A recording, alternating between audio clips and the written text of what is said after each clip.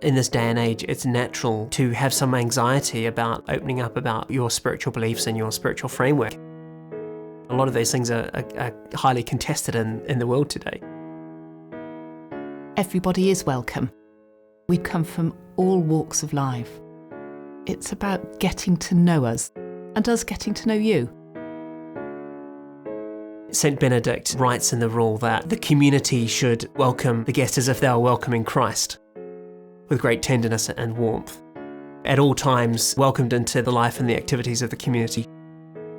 The first thing is to join us as a guest, and that will enable you to come along to some of what we call our offices, which are our periods of prayer during the day. And we hold these online, so it's very easy to access them.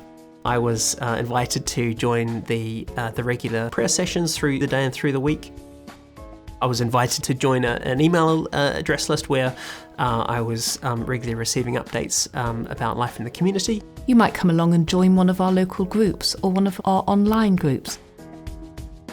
It might be about getting to know someone who lives in the same area as you and meeting them for a cup of coffee and chatting about what the lay community is about. There isn't any prescriptive way to get involved. There will be something that works for you.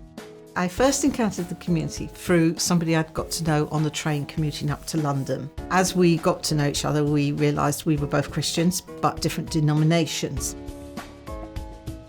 This person talked to me about the community.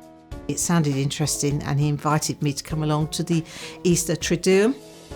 I'd never done an Easter Triduum or even heard of it called that before, but thought it sounded interesting and took him up on the invitation to come along. I was quite nervous because I thought the way they do things would be very different from what I'm used to. But it was absolutely lovely and welcoming, and where there were differences, there wasn't any pressure on me to take part. I sat there thinking, well, if this is what they're offering, I really like this. From being an inquirer, then some people choose to enter our Seekers programme. It was suggested to me that actually I might benefit from taking the time to intentionally consider whether membership of the community was right for me. You will get a companion who will walk along that road with you.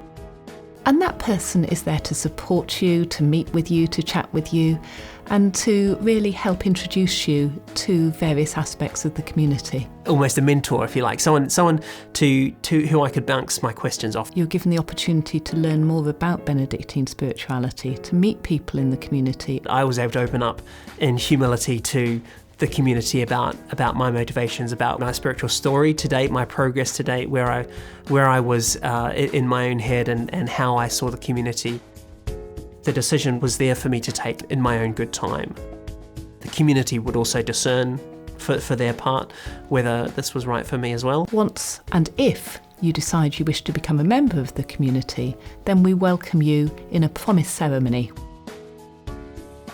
It's not a formal commitment to the community, but it's an opportunity to say, I'd like to be part of you and I'd like to journey in faith together with you. It was always a decision that I would be welcome to take when I felt ready and when the community felt ready. So there was never any pressure to make a decision either way. Everyone is welcome to engage at a level that works for them. There's no prejudgment.